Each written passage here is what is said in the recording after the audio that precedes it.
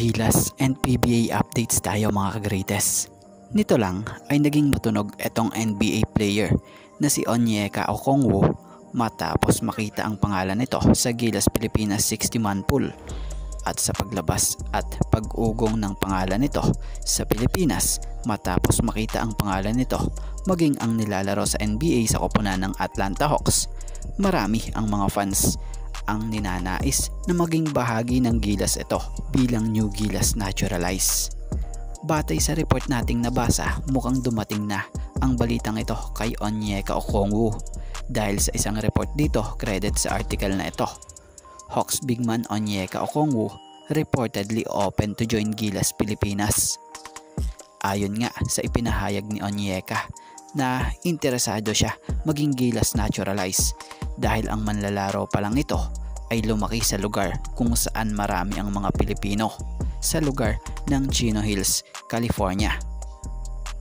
At about naman kay Terrence Romeo, inilabas na mismo ng FB page ng San Miguel Beermen na itong si Terrence Romeo ay pumirma na nga sa SMB ng fresh 2-year deal. Mananatili si Terrence sa SMB hanggang 2025. Ipinahayag at ipinakita ni Terrence ang labis nitong pasasalamat kina Boss RSA and kay Boss Al sa pagtuloy na pagtitiwala ng mga ito sa kanya kahit nagaling pa ito ng injury last season.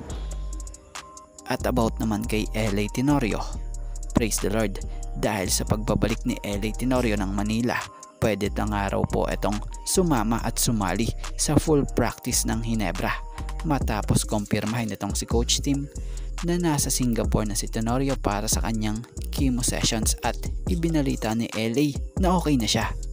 Malinaw at nilinaw ng nasabing manlalaro na cancer free na siya.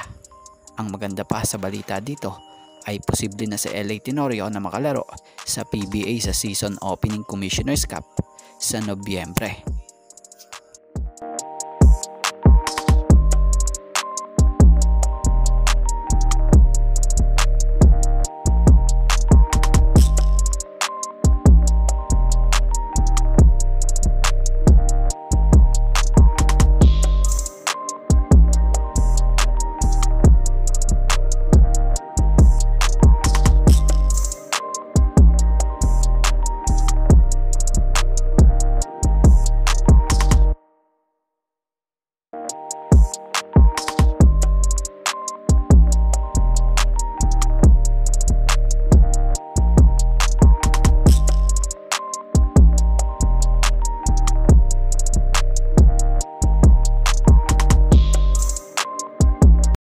Bago ang lahat mga ka-greatest, lilinawin lang natin lahat ng basketball update natin dito.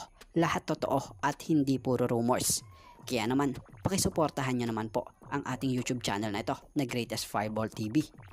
Please don't forget to like, comment, and share and subscribe para lagi kayong ma-update sa mga susunod pa nating legit basketball update.